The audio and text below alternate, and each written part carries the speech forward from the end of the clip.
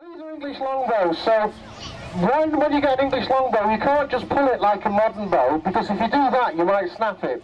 You've actually got to warm the tendons in the wood, so that it's actually warmed up and flexible, otherwise you can break it.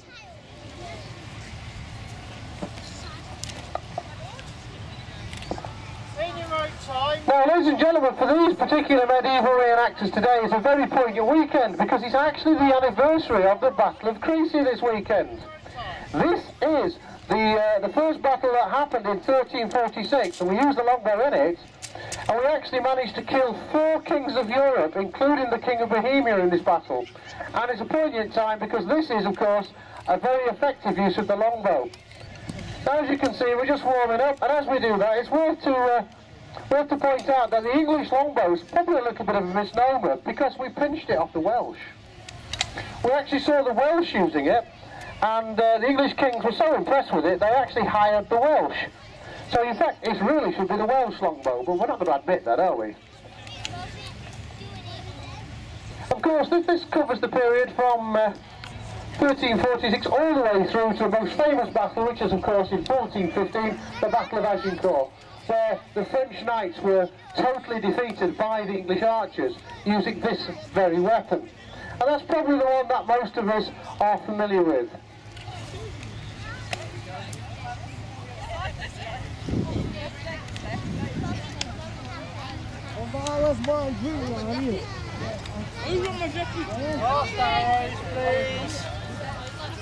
I'm just waiting to find out if yep, they've just finished their warming up, so they're going to collect their arrows. Now, this is a very effective weapon, and we're going to go and see a little bit of that as we go.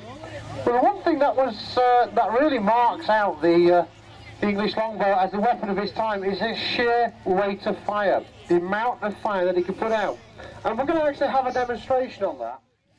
2 lofting volleys. 2 lofting volleys. So it's going to be a draw, loose, fire very quickly. Nice and high, watch out. And this is exactly how they'll be used. You notice that he didn't say fire, he said draw. Let's just do it. Draw. Draw.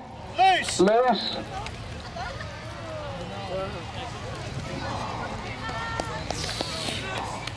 There's no firing here because you don't fire a bow.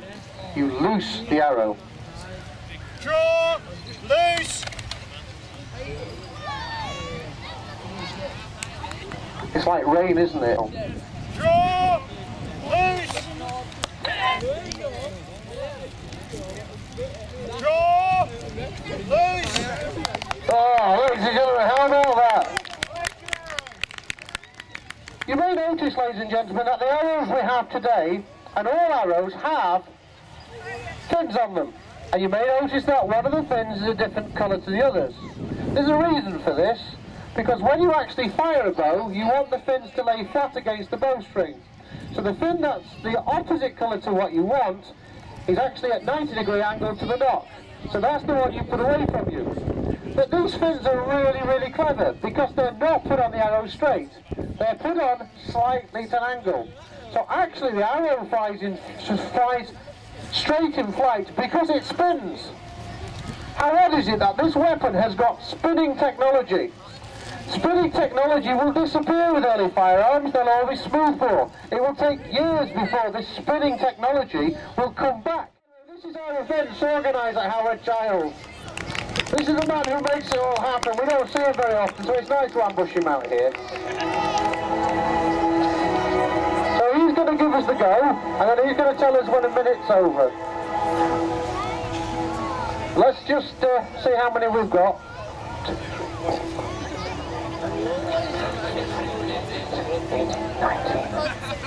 He's got 19, but he's got a basket of here ready to go. Can we count his arrows to see if we can get him to 20 today? Are we all alright with that? Yeah! So when Mr. Giles says go...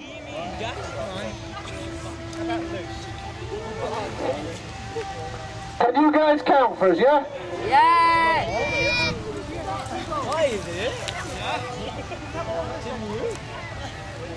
Oh, by the way, our crossbow man is now going to see if he can join the speed shoots. So he has a minute as well to fire as many as he can. Are we going to allow him to start loaded? Yeah! He can start loaded, because he can carry about loaded.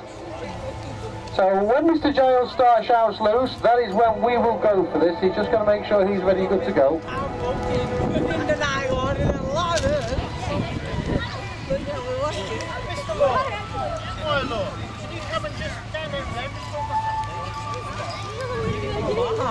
Actually, we'll hand over to Mr. Giles for this because he's got the timepiece. Thank you, Christian. Okay.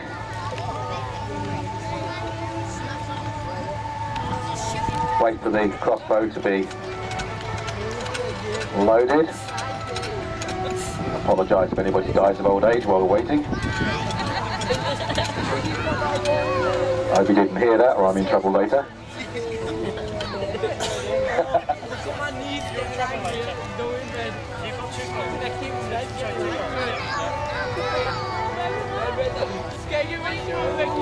Okay, gentlemen, prepare. Loose! 1, 2, louder! 3,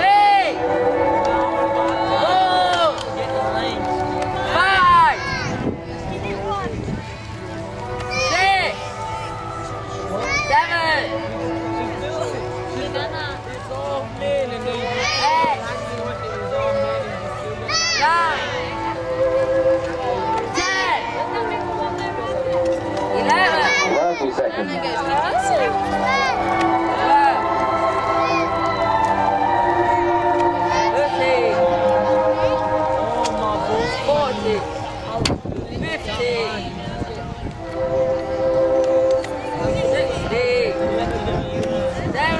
50 seconds.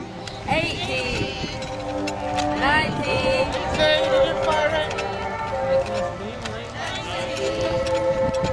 Stop! 20.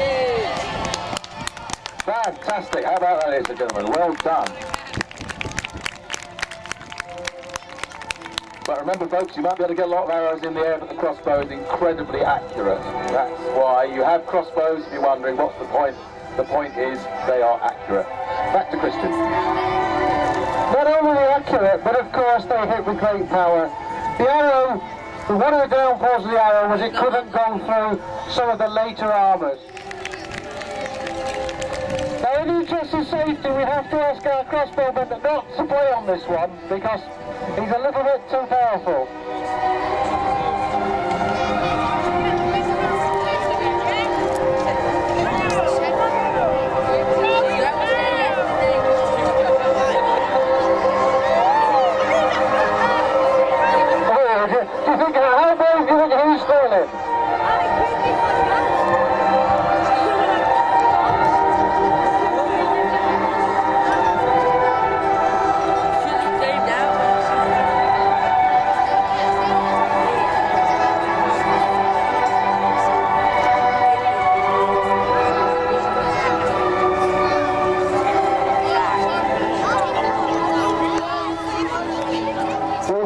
Command our archers know that they are to use only blunt arrows today.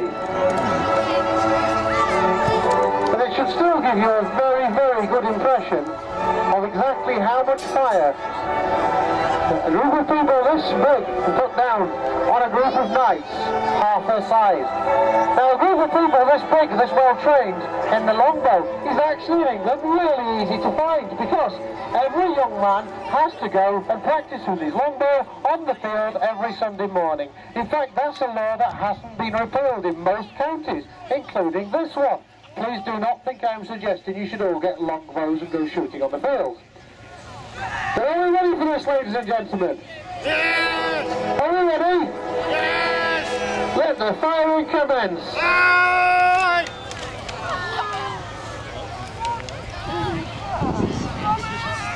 And you can see the last thing that wants to happen here is that we want armoured knights in among pretty much what would be unarmoured peasants. But you can see the amount of fire that's going down, even at this range.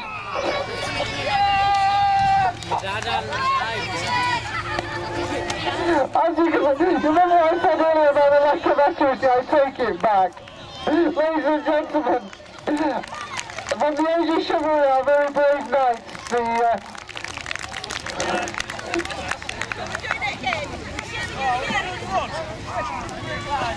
From the dawn of chivalry, our very brave knight.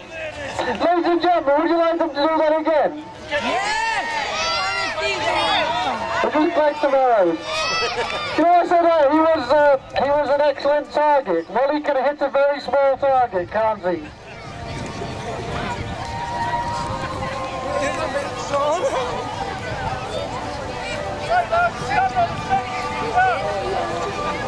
English archers, they're just the peasants like you and I, trained every morning, lightly armed, didn't want to engage in hand-to-hand.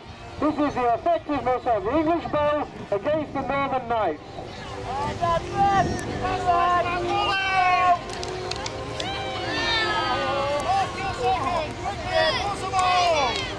You can see that the ranges, as the range comes down, so does the accuracy and the way that the bows are used.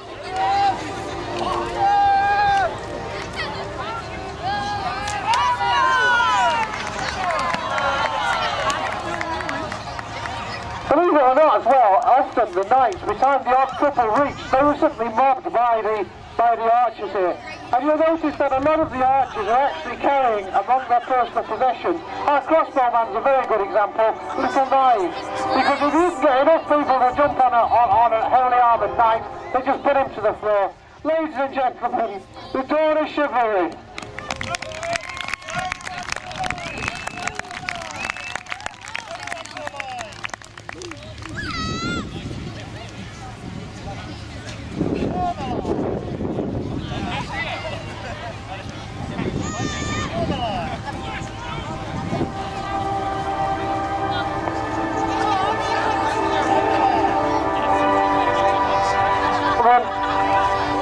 Let me just say very thank you very much to our archers today. They are, of course, going to be with us again in the end parade.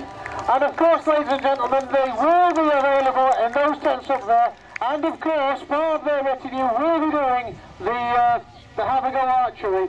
And of course, our Northern Knights, ladies and gentlemen, with us. Ladies and gentlemen, our medievals.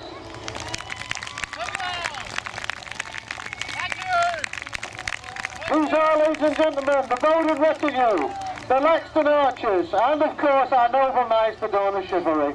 We're just going to ask those to clear up, ladies and gentlemen.